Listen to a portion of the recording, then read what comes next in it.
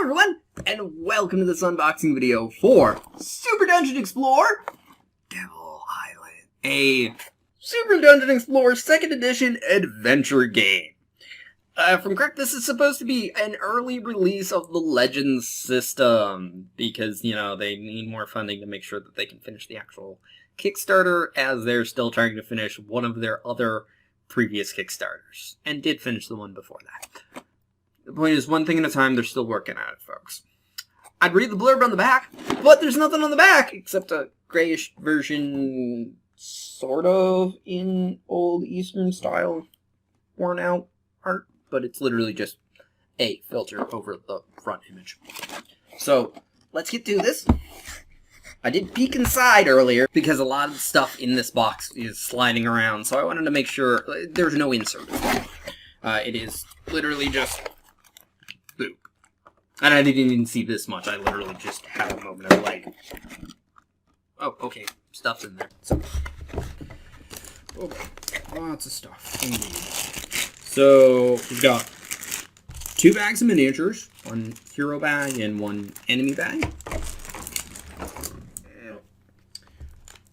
1 big thing of standard size cards. It looks like standard size is all there is. A new set of dice. Yay, dice! So this is intended to be standalone entirely, is what that means. And obviously should be integratable. 3 extra empty bags. Always appreciate. And a bag full of everything else. Looks like the boards are thinner now. I actually appreciate that.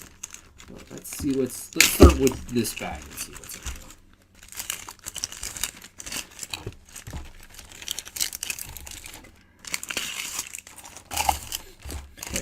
It's just a giant bag. So, we'll start with the board. So, ooh, one of these is also the punch-out board. I don't know if I appreciate that being thinner.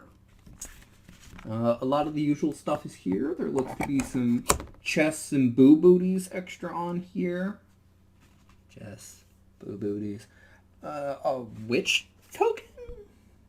And it's, oh, okay, yeah, that's an NPC. The chests are also different on the other side, or at least the boo-booties are. And, well, actually, all the chests are because they're various things, so it's very randomized. But otherwise, everything is exactly the same on each side because they're just meant to be tracker tokens, like the health and everything, because acrylic health tokens are not the normal thing. Same thing with potions. That was a bonus. Then we've got 4 boards, which I would say 5 would seem right, but I'm not going to question it. Both are double-sided with completely different things. Not stupidly different? Nope, they're all very completely different. But this is still the same kind of thing. I appreciate these being thinner because they don't need to be 5. Like, these 4 are probably as thick as 1 board would be normally. And, oh no, I just have to be careful with it. As careful as I have to be with the cardboard boards. Or the thicker cardboard, I should say. Then we've got a 2nd edition rulebook. I think 2nd edition actually started with the Forgotten King, the previous Kickstarter. But there's definitely some changes that have happened to the game since then. So, I don't know, maybe they changed stuff, like relic cards. I've unboxed some stuff previously that's just like, what kind of card is this? I know it's something, but relic! So there are now 3 types of equipment. And this is definitely for this box specifically, as it also has all of the contents in it. Or it at least references the contents. I will have to go over this in my spare time to figure out what's the difference beyond the relic cards. Then, yes, okay, that confirms it. This is an introduction to the Legends campaign, or Legends system. So we've got a campaign finally! Yay! Not just grind a dungeon. I love this game, but it is long and arduous normally, so it'll be nice to have just something more straightforward, and I would assume shorter sessions. The Prophecy of 5 references a bunch of the princesses, because they, you know, do that kind of thing. Oh yeah, there is just a bunch of So this is all lore background information here. This is where the campaign actually starts. And it is 10 scenarios at that. Good. I know games that don't come with anything near that. Like Arkham Horror the card game. I love it, but without the standalone scenarios that you can kind of insert in between scenarios, they're 8 scenarios long most of the time. Alright, and then we've got 3 sheets. It looks like 2 of them are exactly the same, but one is just maybe for enemies or just lists differently, but it's standard mode and extended mode. Like, other than the artwork here and then this being more compressed for the artwork, it looks like these are exactly the same. Nope, no they are not. Okay, there is actually a difference. This one is a mighty monster chart, so this is for stronger monsters and everything. So basically, this one's hard mode, is from what I can tell. And then we have a thing that I believe is for Legends specifically, which first off has a map of the setting on the back.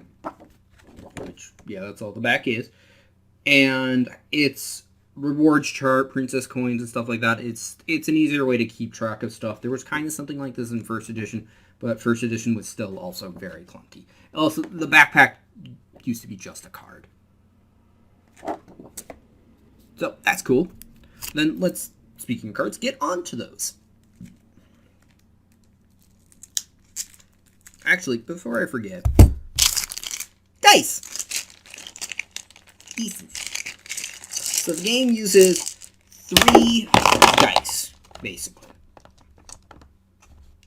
Blue, red, green.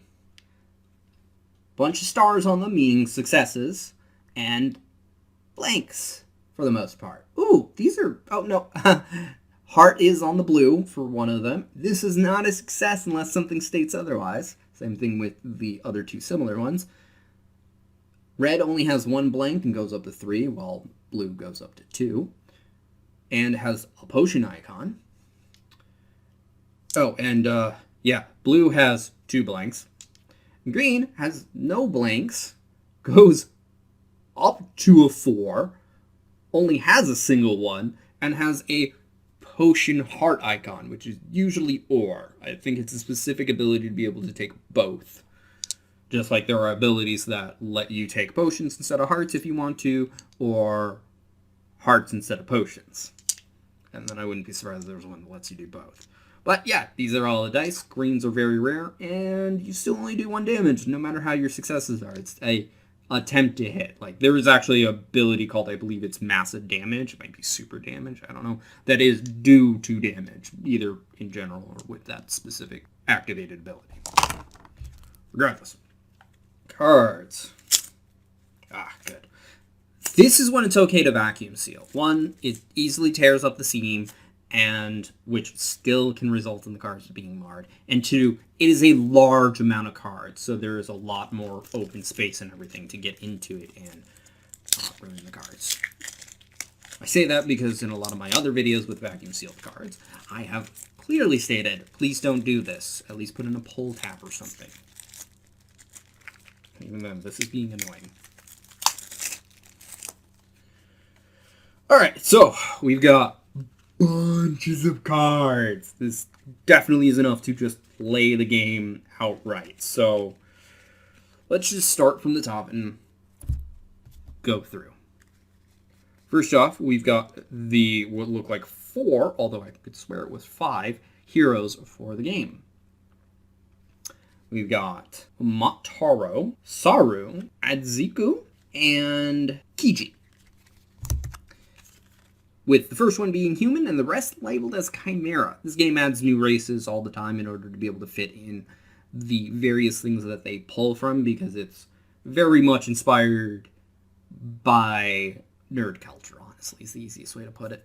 The only exception is because of Super Ninja All-Stars, or whatever the game was called, there's now also the inclusion of East Asian, usually Japan, but also I think some Chinese and maybe some other stuff here and there kind of stuff, which this whole standalone expansion is.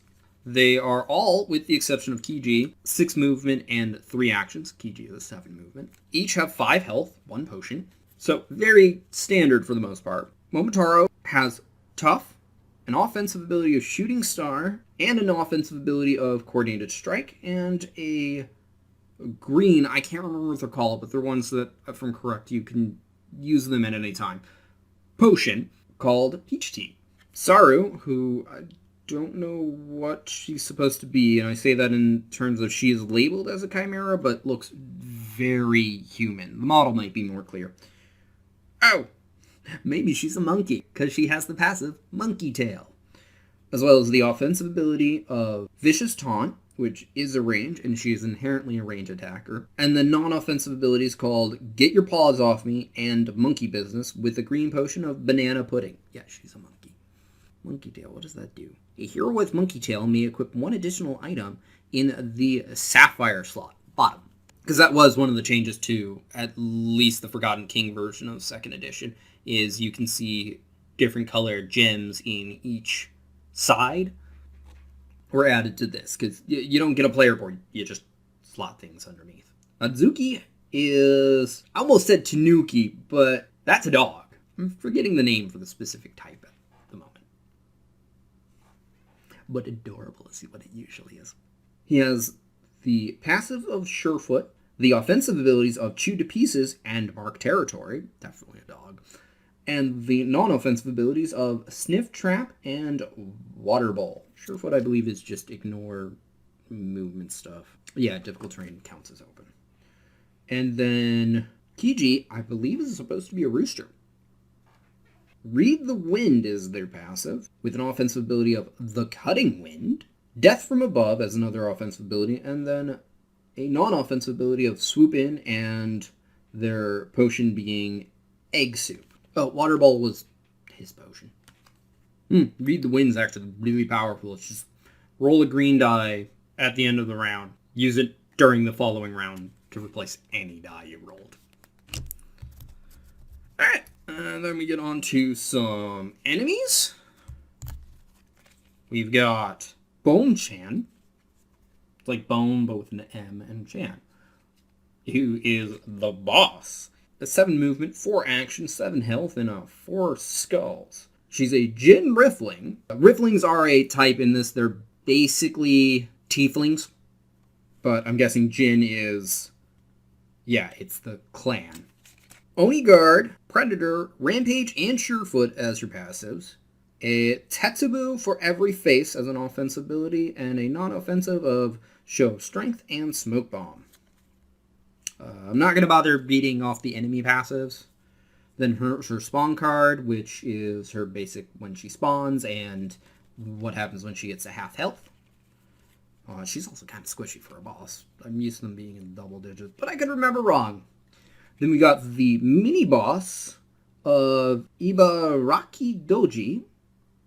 They're all Jin or Jin Rifflings, I believe. Yes, all of them except for 2. He also has Rampage, and the offensive abilities of Finish the Weak, Double Slash, and the non-offensive Battle Howl.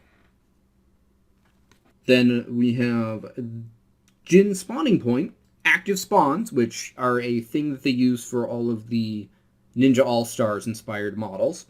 I expected them to use the light posts, but nope. They're active models that move around and have effects. They're not just, boop, you're dead. But also has Rampage and Blood Frenzy as a non-offensive ability. They also all, except for one, have Rampage. That one, by the way, is a Boo Booty, which is just standard Boo Booty. They're mimics. Then, just real quickly, we have the Jin Yurata, Jin Oni, Jin Koichi, and Jin Kakin. The first and the fourth don't even have abilities. And the Oni has To the Heavens as a offensive ability, as well as Bodyguard as a passive. And the Koichi has Surefoot as a passive, with Shuriken Storm and Smoke Bomb as abilities, Smoke Bomb being a non-offensive. Cool. Now for the section of cards, I will not be going over in any remote detail unless people want me doing detailed overviews. Treasure cards! Generic treasure cards. Yeah, most of these are like simple bonuses here and there. They more so fit a lot of things. I don't know what the ones with locks are. But yeah, like, yellow is usually weapon. Blue is usually some basic passive. Green is usually some form of armor. And red is usually headwear, but also sometimes some really interesting stuff. And then artifacts. I also won't be going over these because there's still many of them. In fact, I probably won't even be going over the relics, as I'm just now reminded of them, mainly because I don't know how they function, as I said earlier.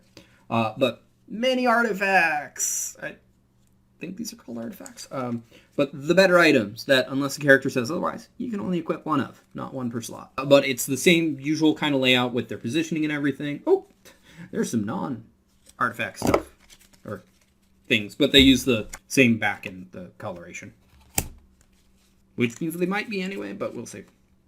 And there are a lot more than I expected in here. Maybe second edition gives you a generic deck now, but usually you only end up with a few of these, and it's one of the things that you pick stuff to add, and both sides pick, both the console and the adventurers. And then those other cards were a binding tome, and then various types of booties, as well as 2 other book things. So 3 books and... oh, no. 4 books and 4 booties. Booty! Yay, tongue-in-cheek humor. Then we've got 7 relics, which I'm assuming replace the old use of treasures. Or the red ones, at least. Yeah, those are treasures. The red ones are treasures and always have been. The blue ones are loot. 5 terrain cards with the standard difficult terrain and structure. Fire. Spawn location's also a standard one that was added in 2nd edition. You used to be able to put your spawn points wherever you wanted, or something like that. And treasure pile. That's a new one. Uses a gem. We've got 6 summary cards, because this is technically up to a 6-player game, 1 for each hero and 1 for the console. Although even at 5 heroes, you can still do this as a 2-player game or with arcade mode, which there are not cards here. Oh, nope, they're all the way in the back. You can do it single player, because that's the full co-op mode. Then there are 6 dice conversions cards. They are literally, hey, if you don't have the dice, because the game's not dice limited, here's what it is for a d6. Because they are still 6-sided dice, just not standard. Then we've got these cards that I have no idea what they're for, and I'm not going to show the front of them because, again, there is some story-based stuff, so I don't know if they're specific to the campaign, and I don't want to spoil that. And then there's 2 more of those that are purple instead of red. Some character-specific loot. I don't know if they start with them, but I'm guessing it doesn't go in the deck. I won't go over those in more detail, because those also might be for the campaign. And these definitely are, because they are Devil Island power-ups specifically. So, yeah. For the console, so it implies that the campaign is not co-op, but it can probably be made co-op. And then we have the arcade cards, which I'm not going to go over these unless people want to see them in more detail in other videos. But these are the full co-op / single-player rules, where the enemies are automated. It looks like you can't play arcade with this version, as there's no arcade AI basic deck for like, oh, they do this. So unless the rules have changed for that, yeah, you can't. Now, on to the models! Yay! Because again, this is still sort of a hobby miniature game. Just, you don't need to paint your models, of course, and most of them don't require assembly. This one does. We'll start with the heroes, as you know, I already have them out. Now again, I'm already horrible with names, but here's the human hero with a big giant Oni club. Many of these will look exactly like they do in their card art. The dog hero, who is also a dual-wielding ninja-like character. And yeah, that's definitely a rooster. That's a rooster tail. None of the giblet thing. And then the monkey character is in pieces and looks to be the only... Whoa, okay, that's going right back in the bag after I'm done with this. Because, so, they're all one-space models, by the way. Like most of the heroes. Not all of them are. Her little hair is different pieces. And then here she is. She's definitely more of a resin than a plastic model, as I got to do a lot of work on that. And yes, there is a tail. It is popping out from under her outfit. Close that back up. Don't want to lose tiny pieces, even though they'll just sit in this box for a while. And then the enemies, which are always the majority of models in this game. It looks like there are just 2 sets of the same enemies. I won't be surprised if there's only one of each mini-boss. But let's take a look through this. I'm just gonna dump these out into the box for the time being, because I don't... Ooh. There are horns just poking through this. They're making it hard, so like they're getting caught on the bag itself. But I'll pour out one bag on each side so I can make sure that these are the same. Or see if they are. The Oni get really stuck in there. Alright, so these actually have interesting bases, not just standard flat ones, which are only a masterclass thing. The heroes also have them, by the way. It's nice to see that they're not the cracked ground ones, too, that I'm used to. Not that I didn't like them, they were just very samey. So, let's start off with the big boy. Alright! There are 4 of these in total, 2 in each bag. Then we've got what I believe was the mini-boss. Could be wrong. To only see one of these, but we'll know that... Oh, nope, there's 2. Not that you can't have more than one of a mini-boss. The original Super Dungeon Explorer came with 2 of the same ogre-like kobolds as the only mini-boss. Again, I do have a big gripe with the original Super Dungeon Explorer. That is, until you got any expansions, you were set what monsters you were facing exactly based on the player count. Like, there was no configurations you could do different for each player count. And we've got the crossbow dudes. It seems like there's 2 in each bag. There's definitely 2 in this one. There's 3 of each of the Koichis. Nice flowing hair and everything. And 3 of the Kakins, and again, seemingly in each bag, so 4, 6, and 6. Here's the boss, Bone Chan. Going to need to do some hot water treatment to that front club, but otherwise, yep, it's all there. And obviously, their larger things are not very chibi-ish, but that's meant to be like imposing and large. This isn't even like the largest model that I can think of. I think the turtle boss that has turtle creatures on top of it that are the normal size of the little things that you get on its back. It is also definitely a Gurren Lagann reference from what I can tell.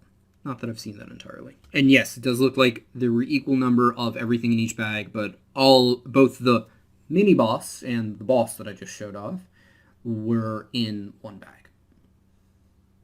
That's everything in the box this time around. The box is very simple. It's white on the inside and everything, by the way, and that's, like, the dice are under the paper stuff, like the boards and the books that are underneath the models right there. And, yeah, other than the extra plastic bags and the cards, which, again, this is a lot of cards for a Super Dungeon Explorer thing that's technically not even a full standalone, because I say that because you can't do arcade mode unless they've changed the rules so that the previous deck is not needed. I don't think the Explorer deck is needed anymore. I don't even know if Explorer is still a thing. Which, again, technically we're on 3rd edition now, if there's actually a difference. Either that or they just glossed over that and whatever. Or they're just calling this 2nd edition because it's a major difference. Things I will find out if people would like me to post videos about that. I've actually already kind of had a request about that, but more requests will help me get around to it sooner rather than later. Please feel free to. But for now, thank you for watching. I hope you enjoyed. If you did, feel free to press that like button. If you think somebody else will enjoy this, feel free to share this video. Either way, I hope this video gets seen more. If you didn't like this video, feel free to press the dislike button. I won't mind, but please leave a constructive comment as to why. Also, feel free to comment in general. This video is actually getting posted sooner rather than later because there was a comment about specifically Devil Island. But also, do you want to hear more about Super Dungeon Explorer in general? Or do you want to see painting videos? I keep trying to get around to painting Witch Beatrice, I think that's her name, the pumpkin carriage witch boss, who's the only model I have for this game in my painting queue, and it's not even in the immediate queue, it's in the general, hey, remember to do this. But requests would encourage me to get around to things sooner rather than later. I don't actually have any of this recorded. I haven't painted anything for this game since I started recording painting videos, like nearly 5 years ago now, but I am more than willing to. Or would you like to hear any of my thoughts on expansions and things like that from before I started my channel? Or, gameplay, how to play, let's play, various things along those lines. Or just my opinion on chibi in general. I like cute stuff. I also like horrific stuff. There's also, speaking of which, side note, there is an artist out there who I can't remember the name of, but I will look it up if people want to know, that does chibi Kingdom Death artwork. I say that because it's mostly Kingdom Death over there in that alcove.